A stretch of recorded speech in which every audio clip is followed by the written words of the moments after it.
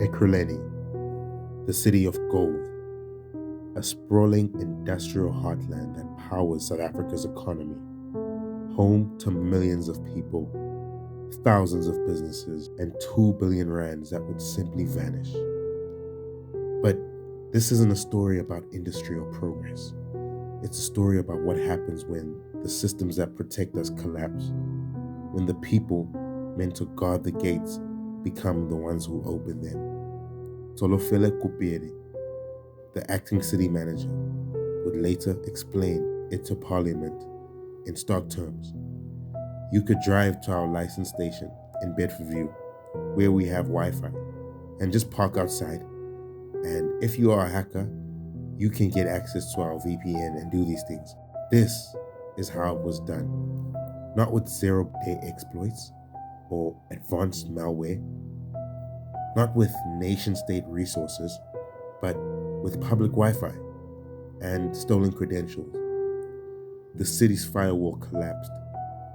The doors were wide open. The Metro called it a digital state of emergency.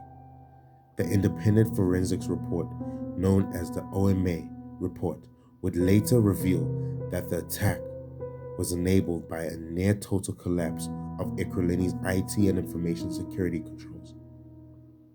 This wasn't a sophisticated hack. This was a systematic failure of basic cybersecurity hygiene. Shared passwords, no audit trails, no segregation of duties. The criminals didn't break in, they were let in. Over 1,600 accounts were tampered with. Boxburg lost 31 million. Alberton lost 30 million. Germiston lost 5 million. The money wasn't just stolen. It was systematically siphoned over 14 months. 14 months, from mid-2023 to late 2024. The hackers operated with impunity, moving money through systems like water. It wasn't until officials noticed the revenue shortfall that the investigation began. The target was Solar, the city's billing system. It tracked electricity, rates, and property debts for millions of residents. It was supposed to be the backbone of Ekurhuleni's revenue collection. But Solar had no reliable audit trails. More than 60 administrator accounts were shared between employees. The same users could create transactions, approve them, and alter the records. There was no individual accountability. The former IT employee said, "We knew the system was vulnerable. We told management, but they said there was no budget to fix it. So we just kept patching things up, hoping nothing would happen." Once the hackers breached Solar, they manipulated billing data. They erased debts. They lowered electricity rates. They issued fake invoices that allowed themselves to be paid. In one case, a conveyancing firm paid 40,000 to a so-called billing solutions provider. The payment allegedly led to the rate account of a property owner being manipulated, allowing the property to be sold and transferred despite outstanding municipal debt. And that's how it worked. Property developers and conveyancing firms would pay the syndicates to erase municipal debt, then resell the property at a profit. The city lost their revenue. The sellers kept the money, and the hackers took their cut. Mayor Nkosi Katkasa later described it as a historical revenue shortfall that required a three-pronged turnaround strategy focused on integrity, accountability, and recovery. The city managed to recover approximately 891 million rands through a back-billing process, but 1.19 billion rands remains unaccounted for. That 1.1 could have easily been spent on roads, schools, transport, and services for residents. Every heist has its key players, and the first player in this story is a man named Lucas Mohlonyisa Dlamini. Dlamini was a former security consultant for the city. He was hired to protect the system. Instead, he became one of its greatest vulnerabilities. Dlamini connected a spy laptop directly to the municipal laptop. The laptop contained malware, keylogging scripts, and remote access tools designed to capture every keystroke of senior officials. including the city managers. This is a kind of access that security teams dream about and criminals exploit. He had physical access to that network. That's the highest level of risk you can have. In an admission that shocked investigators, Dlamini later confessed to hacking the city's IT infrastructure. He admitted to intercepting confidential communications and capturing sensitive data from government systems. The city suspended Dlamini and terminated his contract, but the damage was already done. He already deployed remote access tools that would persist on the network for months. The spy laptop connected to the network multiple times between 2023 and 2024. Each time, it captured more data, more credentials, and more access points. It wasn't a one time hack, it was a sustained campaign.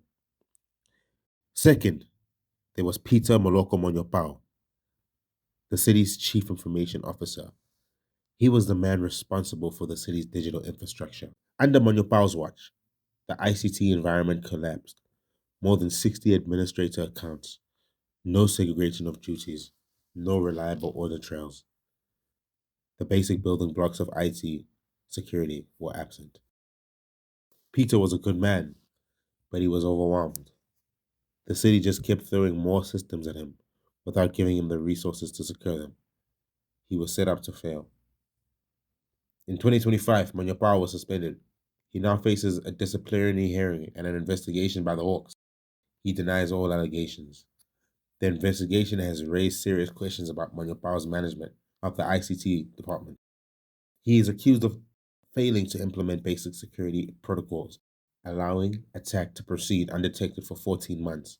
Third, there was BCX, a major telecom subsidiary and the city's IT provider. BCX had developed the most of the city's core back-end systems and routinely managed admin access. The OMA report placed blame on BCX for lacking structured audit trails and control over personnel with long-term administrative privileges. When a company like BCX is in your network, they have deep access to your systems. They can manipulate data, create accounts, and cover their tracks. If there's no audit trail, you'll never know what they did. BCX would later respond saying their role was limited to defined support services and that they had no evidence of wrongdoing.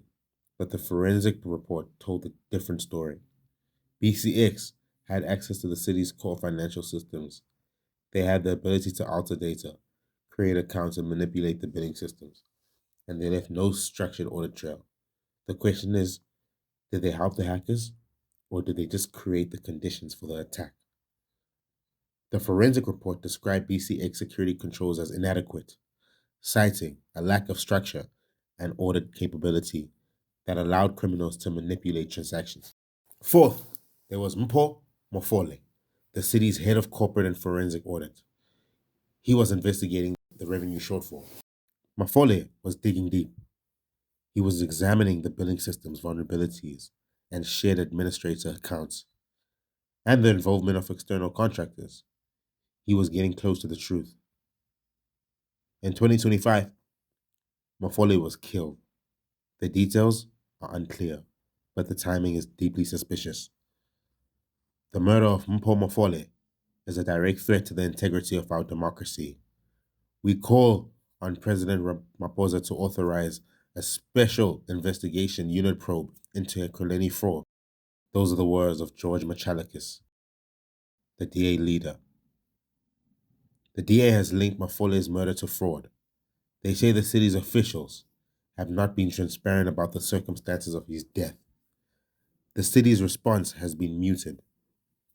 They confirm Molefa's passing but say he died in his sleep. They have not offered further details. When a forensic auditor investigating a 2 billion rand fraud dies suddenly and the city offers no explanation, people start asking questions. The silence is deafening. The hackers had a 12-hour window every night, turned off all security monitoring from 6 to 6. That's when the manipulation happened. For 14 months, the city's security systems were effectively blind. During the most vulnerable hours of the night, malware and keyloggers were repeatedly deployed within the system. This is the smoking gun. The fact that monitoring was disabled every night for 14 months means there was a deliberate cover-up inside the organization. Someone with high-level access was actively protecting the criminals. Endpoint protections were allegedly tampered with by insiders. Despite attempts to block or remove the software, it was persistently reinstalled, indicating a sophisticated or deliberate. Over 1,600 accounts were tampered with. Boxburg lost 31 million. Alberton lost 30 million. Germiston lost 5 million. The total revenue loss was estimated at 2 billion. The total revenue loss was estimated to be 2 billion rands. 1.19 billion rands has yet to be recovered.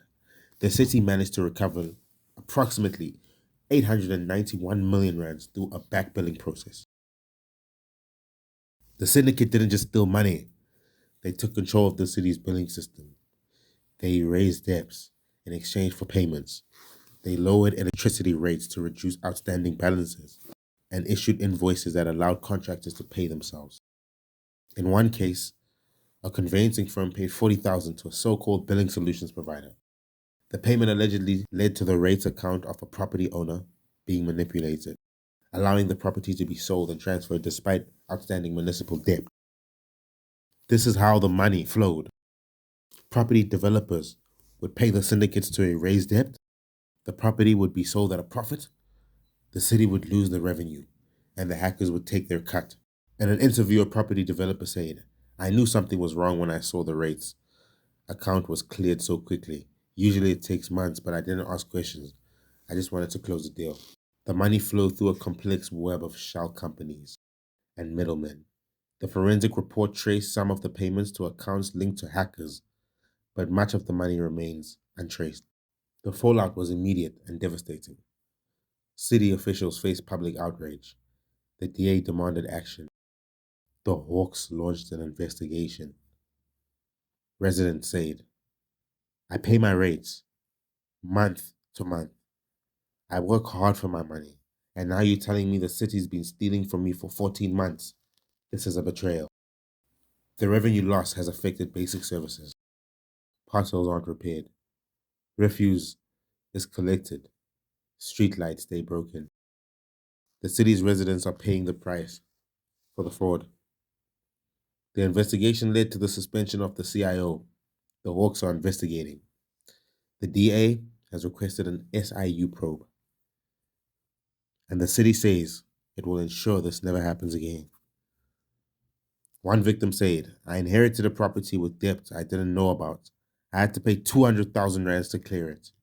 The city told me there was no way to prove it was fraudulent. I had to pay." The 2 billion rand heist wasn't a sophisticated hack. It was a systemic failure. Poor cyber security, shared passwords, audit trails, insider collusion. This is what happens when you build big systems but neglect the basics. When you trust the technology but forget the people. When your firewalls are strong but your back doors are open. At Astra Red, we build decentralized infrastructure and intelligent networks that watches for these threats 24/7. We hunt the criminals before they strike. We train the next generation of defenders, and we give enterprises daily threat intelligence they need to stay ahead. You don't need a 2 billion rand loss to realize you're vulnerable. You just need to know what the criminals are doing and what you can do about it. The story isn't just about Ekurhuleni. It's about every city, every organization, every enterprise that thinks it's safe. The criminals are innovating. The networks are watching. And the only way to stay ahead is to know what's coming. The network is watching. Are you?